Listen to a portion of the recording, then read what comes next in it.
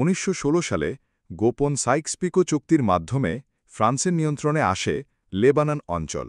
পরবর্তীতে ১৯৪৩ সালে দীর্ঘ সংগ্রামের পর ১০,৪৫২ বর্গ কিলোমিটার আয়তনের ভূখণ্ডটি স্বাধীনতা অর্জন করে এবং লেবানিজ প্রজাতন্ত্র নামে আত্মপ্রকাশ করে।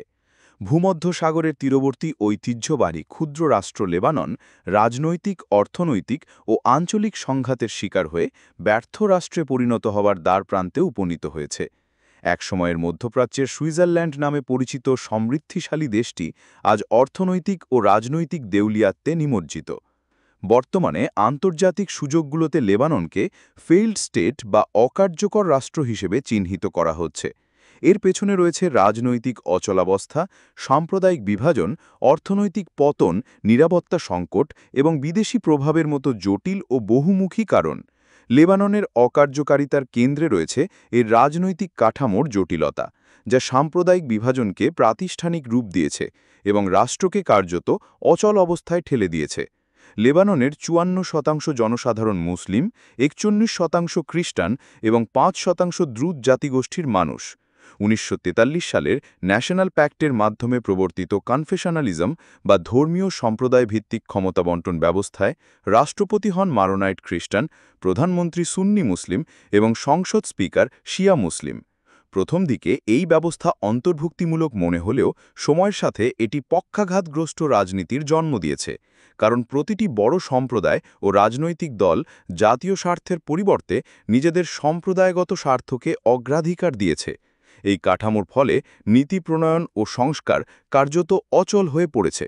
উদাহরণস্বরূপ ২০১৪ থেকে ২০১৬ সাল এবং ২০২২ থেকে এখন পর্যন্ত লেবাননে রাষ্ট্রপতি নির্বাচন আটকে থাকার ঘটনা রাজনৈতিক পক্ষাঘাতের প্রকট নিদর্শন। এছাড়া এই ব্যবস্থা রাজনৈতিক অভিজাতদের জন্য পেট্রোনেজ রাজনীতির সুযোগ সৃষ্টি করেছে, যেখানে দুর্নীতি, আত্মসাৎ এবং স্বজনপ্রীতি সাধারণ নাগরিকের স্বার্থকে সম্পূর্ণভাবে উপেক্ষা করে। লেবাননের গৃহযুদ্ধ ১৯৭৫ থেকে ১৯৯০ দেশটিকে আরও গভীর সংকটে ঠেলে দেয়। ১৯৮৯ সালের তায়েফ চুক্তি গৃহযুদ্ধের অবসান ঘটালেও মিলিশিয়াদের পূর্ণ নিরস্ত্রীকরণ ঘটেনি। বিশেষত হিজবুল্লাহ, একই সাথে শক্তিশালী শিয়া সশস্ত্র সংগঠন ও রাজনৈতিক দল, রাষ্ট্রের সমান্তরাল সামরিক কাঠামো হিসাবে সক্রিয় রয়েছে। ইরান সমর্থিত এই সংগঠন শুধু আঞ্চলিক রাজনীতিতেই নয়, লেবাননের অভ্যন্তরীণ নীতি ও নিরাপত্তা ব্যবস্থায়ও গভীর প্রভাব বিস্তার করে। পাশাপাশি সৌদি আরব, ফ্রান্স ও যুক্তরাষ্ট্রসহ বহিঃশক্তিগুলো লেবাননের বিভিন্ন সম্প্রদায়কে আর্থিক ও রাজনৈতিকভাবে সহায়তা দিয়ে বিভাজনকে তীব্র করেছে। ফলে দেশটি আঞ্চলিক ও আন্তর্জাতিক শক্তির প্রক্সি প্রতিদ্বন্দ্বিতার এক অঙ্গনে পরিণত হয়েছে। অর্থনৈতিক দিক থেকে লেবানন বর্তমানে আধুনিক ইতিহাসের অন্যতম ভয়াবহ সংকটে নিমজ্জিত। ২০১৯ সালের পর থেকে মুদ্রাস্ফীতি ও আর্থিক পতনে দেশটি কার্যত ধ্বংসের দ্বারপ্রান্তে উপনীত হয়েছে। লেবাননের পাউন্ড ৯০% বেশি মূল্য হারিয়েছে, ব্যাংকিং খাত ভেঙে পড়েছে এবং অধিকাংশ নাগরিক তাদের সঞ্চয় তুলতে পারছে না। বিশ্বব্যাংকের ভাষায় এই সংকট আধুনিক বিশ্বের ৩টি সবচেয়ে গুরুত্বপূর্ণ অর্থনৈতিক বিপর্যয়ের মধ্যে একটি।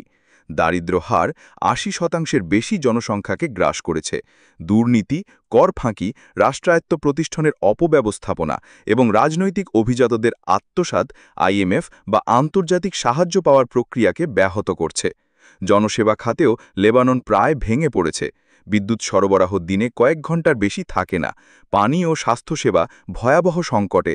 ২০২০ সালের বৈরুত বন্দরের ভয়াবহ ট্যাঙ্কার বিস্ফোরণ শুধু মানবিক বিপর্যয়ই নয়, বরং সরকারের অব্যবস্থাপনা, দুর্নীতি ও জবাবদিহিতার অভাবের প্রতীয়মান প্রতীক। পাশাপাশি প্রায় ১৫ লাখ সিরীয় শরণার্থীর উপস্থিতি সামাজিক, অর্থনৈতিক ও নিরাপত্তাগত চাপকে বহুগুণে বাড়িয়ে তুলেছে। সব মিলিয়ে লেবানন আজ এমন এক রাষ্ট্রে পরিণত হয়েছে যেখানে সাম্প্রদায়িক বিভাজন, দুর্নীতি, বিদেশি প্রভাব ও অর্থনৈতিক ধস মিলিয়ে এক অচল রাজনৈতিক বাস্তবতা তৈরি করেছে। রাষ্ট্র কার্যত জাতীয় নীতি নির্ধারণ, অভ্যন্তরীণ নিরাপত্তা রক্ষা কিংবা নাগরিকদের মৌলিক চাহিদা পূরণে অক্ষম। এ কারণেই আন্তর্জাতিক সম্প্রদায় লেবাননকে কার্যত অকার্যকর রাষ্ট্র হিসেবে বিবেচনা করছে। আপনার যদি ভিডিওটি ভালো লেগে থাকে তাহলে অবশ্যই লাইক দিন, কমেন্ট করে মতামত জানান এবং আপনার বন্ধুদের সাথে শেয়ার করুন। আর হ্যাঁ, এমন আরও ভিডিও পেতে সাবস্ক্রাইব করতে ভুলবেন না। সাব্বিরস গ্লোবাল লেন্স, বিশ্বকে দেখা নতুন দৃষ্টিতে।